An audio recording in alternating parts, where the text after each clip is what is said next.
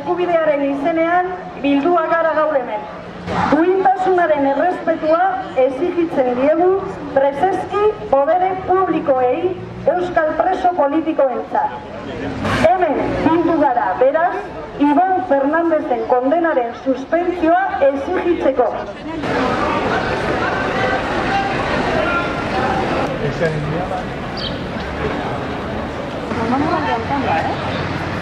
Hemen pasatu baina gorria da.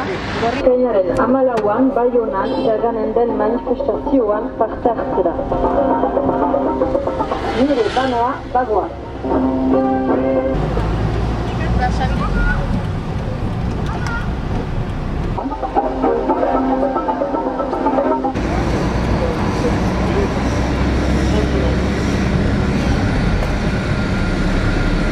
Gaur bilera hemen, Baionan, izakatea egiteko, eta da Ibon Fernandez tirari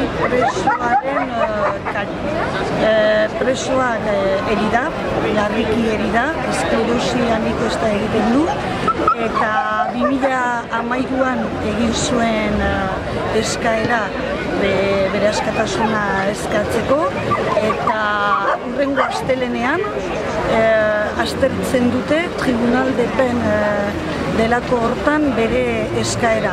Jakinda berak betetzen dituela baldintzak larriki egonda askatua izaiteko, gaur biltzen gara exigitzeko justuki hori.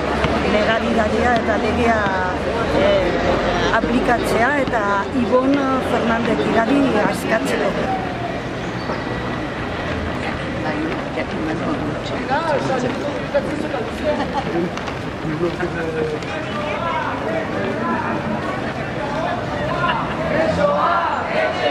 Bi, eta hiru.